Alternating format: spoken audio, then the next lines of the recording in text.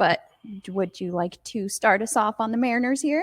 So we head over to the Mariners. I mean, it's not exactly a Mariners segment as we continue with the MLB lockout and we continue to look at how that is going. Man, if you've ever seen like kindergartners or preschoolers argue, this is basically the same thing. So on the 1st of February, the MLB, a delay was inevitable. Little progress was made in the meeting that day, and the on-time start of spring training was in grave danger, as it has become apparent as we've continued on. To take a step away from the lockout, AAA baseball is going to expand their schedule to a 150-game slate for this upcoming season, pushing the end date of the season to September 28th. But also, that was announced on the 3rd of February. Also on the 3rd, the MLB called for a federal mediator to get involved, trying to seek immediate assistance to help resolve the lockout. On the 4th, the Players Association denied a mediator. The players just basically said, we don't need a mediator. We have what we want on the table. You're just declining it. Yeah. Also on the 4th, longtime umpire Joe West retired. He had officiated the MLB record 5,460 games in the MLB. So long, Joe West. I could say things. Yeah.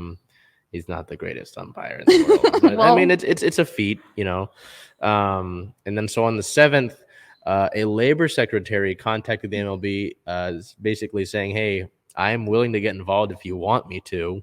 Marty Walsh communicated that to the league in regards to the lockout negotiations.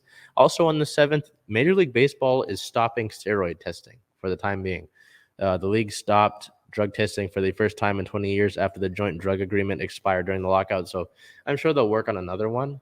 Yeah. But for the time being, unless they re-up, no. That's interesting. But so just to look at the lockout,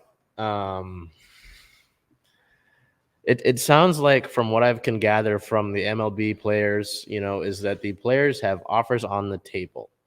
And it's just like, this is just stuff that's like improvement of, pay for the younger players and just stuff here and there. It's that the league is like, no, and they're staying with their low ball offer, and that the players are whittling it down. Like I read from one of the players that if the league offered the same CBA that had been in place like the previous one, they would go play baseball right now. Wow. Okay. But so it's we're in this standoff right now, and it's really going to be when both sides are going to be able to come to that compromise. And I think we talked about it maybe in the past few weeks, but this is an issue, not only because you're not going to start the season on time, more than likely, but also, baseball. If we look at baseball in this country, because the popularity outside of America, if we look at where it stands, it's below football, below basketball. I don't know where it stands with hockey, to be totally honest with you. I know it's below soccer, well, maybe not in America, but, but more so maybe in Seattle, right? You look at the way the season ended, how much hope there was, how many people showed up for those games, how much energy there was in the building.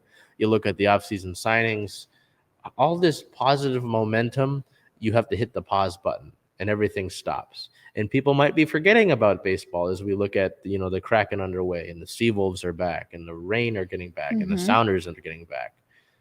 You might forget about it. I mean, all this positive momentum, and then it all just stops, can drive people away. Because I know it did in 1995 when that lockout happened. I wasn't alive at the time, but I was, from reading about it, I know that stopped a lot of people. It alienated people from wanting to be fans of baseball. They're like, oh, you guys are just going to squabble. I wanted to come out to the games. That's a darn shame. Hey, look, basketball's on, Right. So, I mean, you don't think that excitement will come back, though, as soon as I think they it get will. underway? It's just, I'm sure that it's going to drive some people away. Yeah. It's like, because some people, especially in this country, the attention span can be so short. Yeah. Especially for baseball, it's already hard for that sport to be something that people want to stick around anyway. I always tell people it's a fun game to go to be at with people, right? Because you can just kind of, it's just kind of like an atmosphere that you can just kind of be with and hang out. You can't really just hang out at a football game because or a hockey game or basketball because it's always consistently going on, right? the puck or the ball is always moving. So I don't know. I think that at least in Seattle, the excitement will be there from the people who are actually Mariners fans and they actually know Yeah. what's going on. But for some people who might have just been grasping at it, that might be out of reach now, is what I'm saying. You know Yeah, what I for mean? sure. Um, Well, they're so certainly not helping their popularity here. no, yeah, especially with Manfred. That's the commissioner is a whole different topic of discussion that we could get into. But it's like if you want to bring people in, right? If I put you in that chair and I say, how are we going to improve baseball so that more people are fans and that we get this false, that statement, America's game, Yeah. America's pastime. Certainly giving up games is not the answer to that. No. So that's something that I'd hope is resolved sooner rather than later.